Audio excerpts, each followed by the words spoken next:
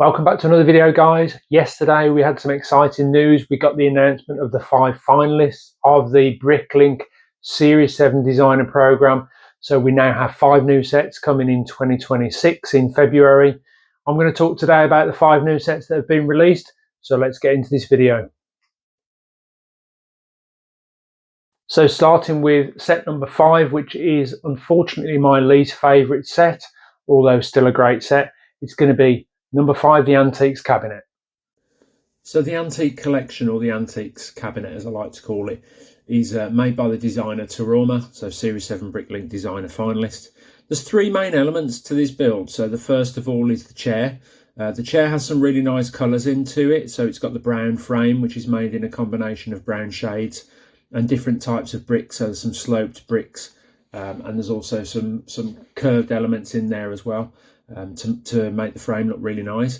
You've then got the coloured sloped bricks as well to ensure that there's no sharp edges on this chair, which kind of mimic the padding that you would normally get into this sort of chair.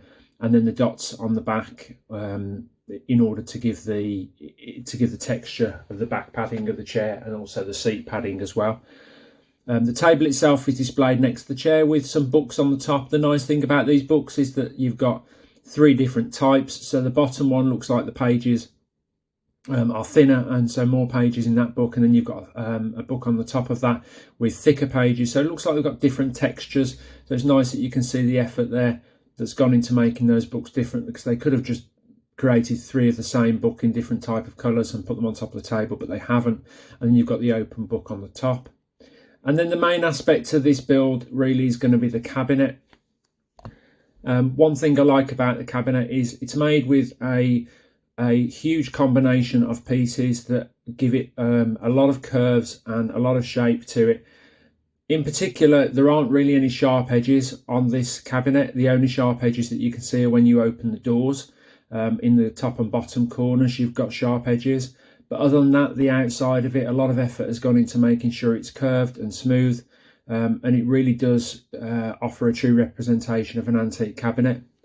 When you open up the cabinet, then you've got 3 main display shelves and 1 smaller shelf inside the second shelf, and you've got enough space to display lots of different of your favourite Lego bricks or Lego elements.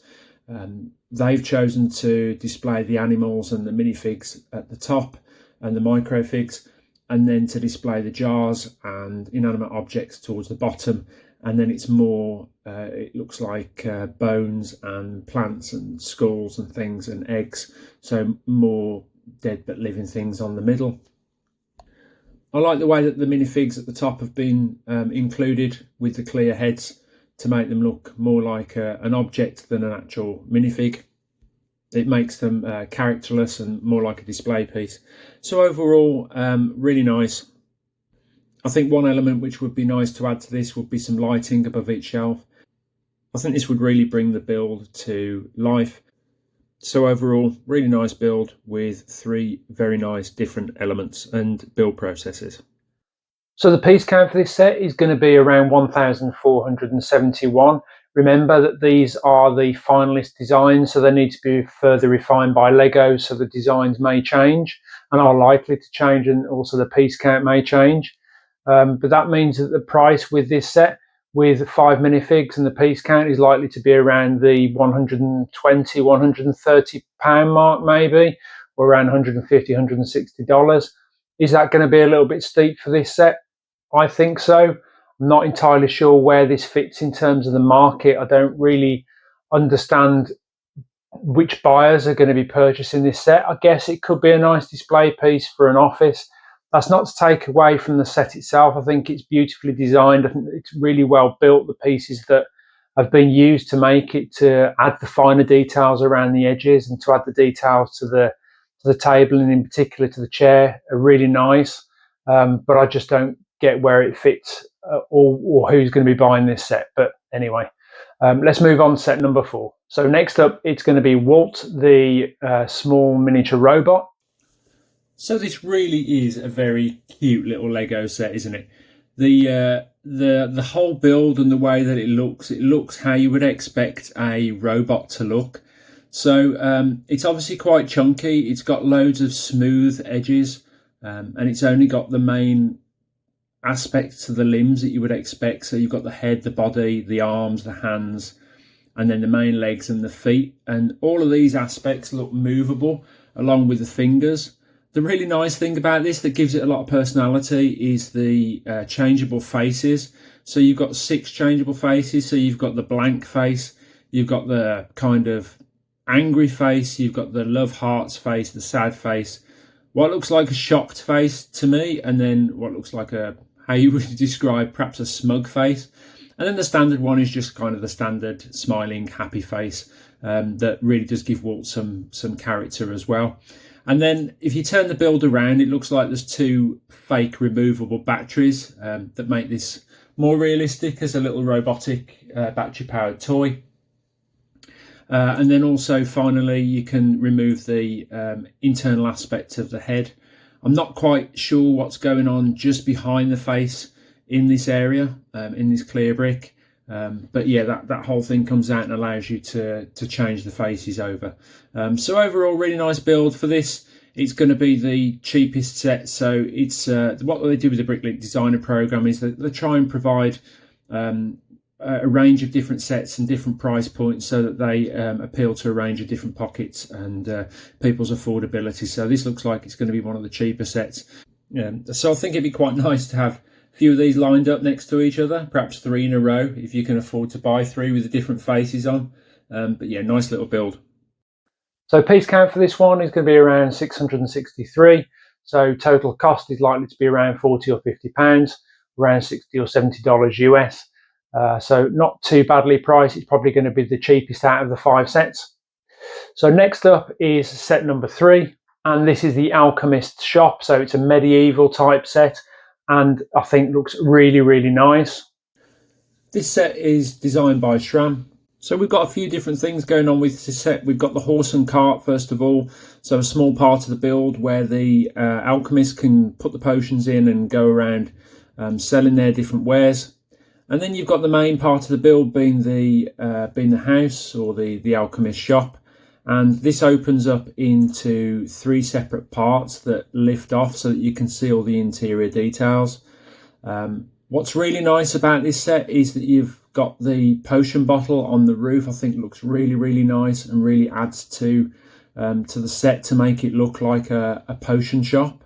And I love the way that the tiles have used different colours blended into the roof to make it feel more organic, as it were.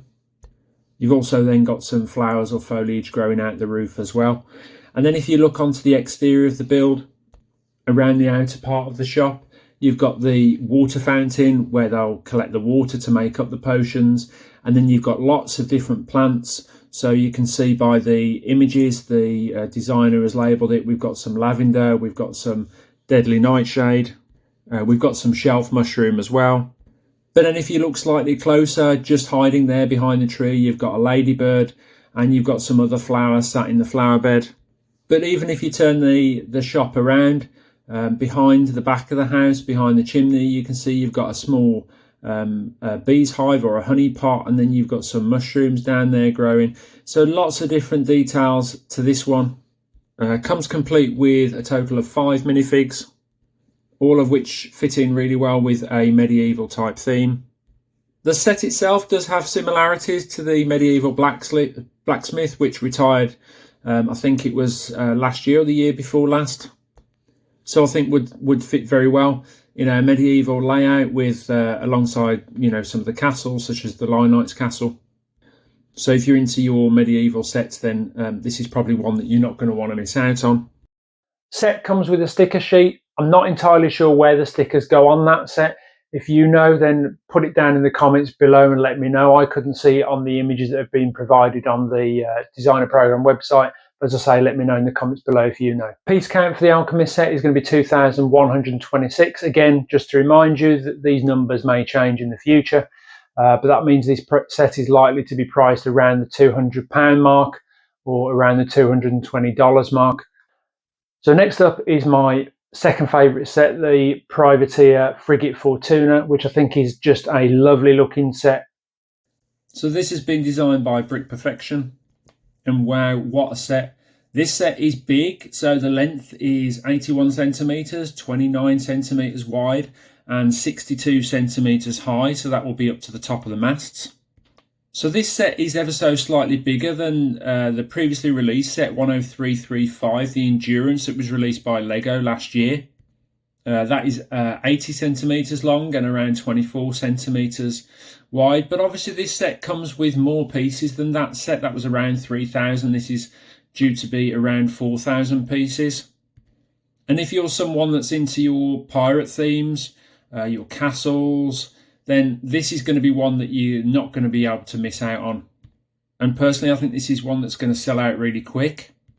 In total, you can see looking down the sides of the ship, it comes with 20 cannons and 12 minifigs in total.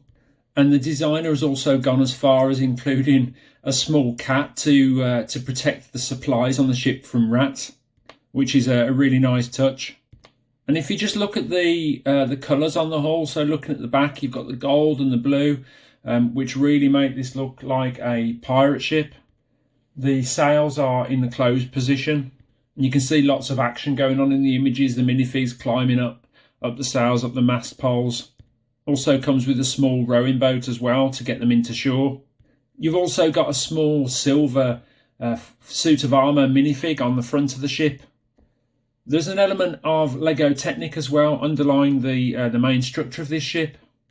And it's said that both anchors will operate via a selector gearbox, as well as some other movable elements. Part of the deck will lift off as well to look at to have interior access to the ship.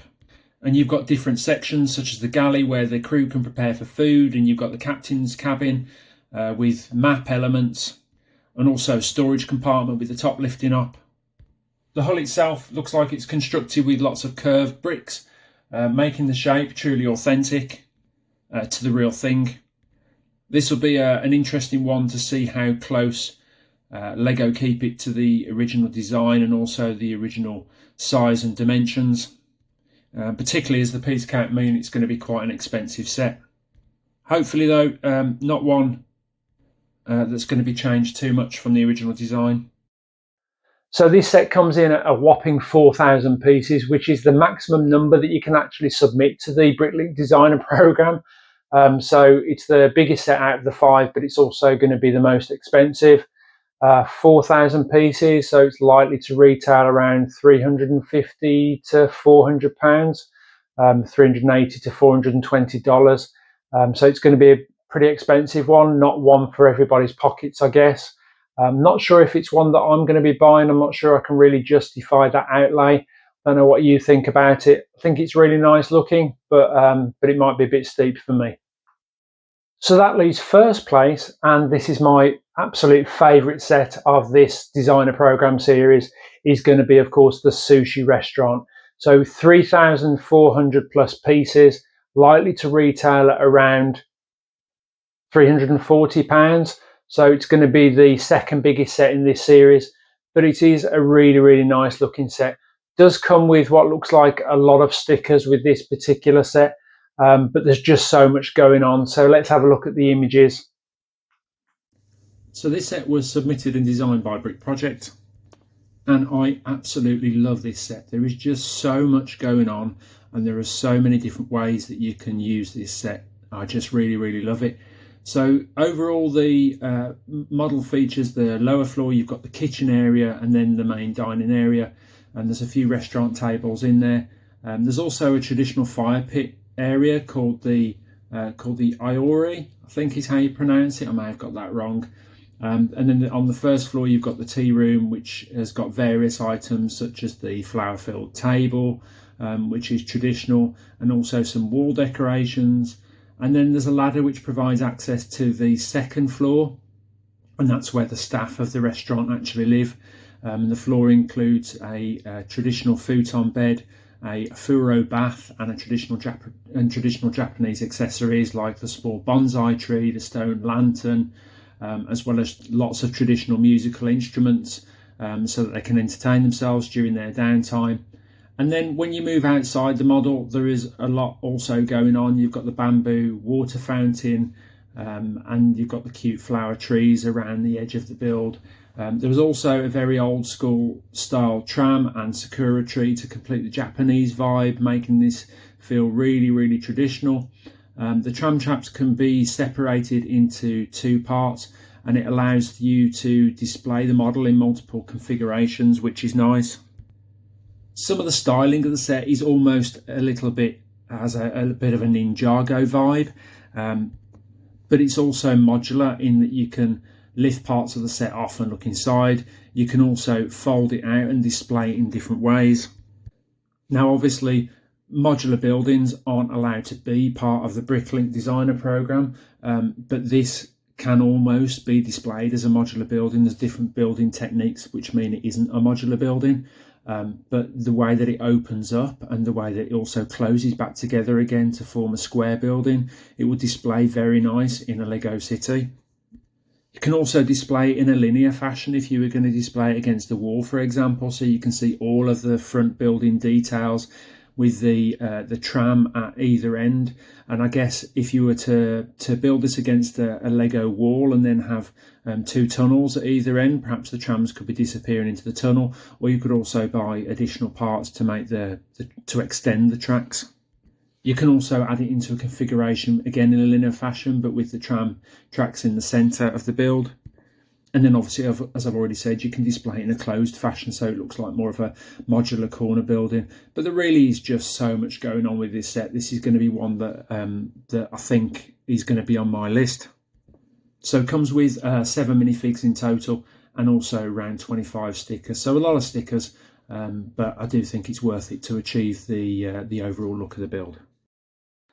So that's it, guys. That's the 5 BrickLink finalist sets for Series 7 that are going to be coming for us to pre-order or for crowdfunding in February 2026, providing that they reach the minimum limit for production. So what are your thoughts about these sets?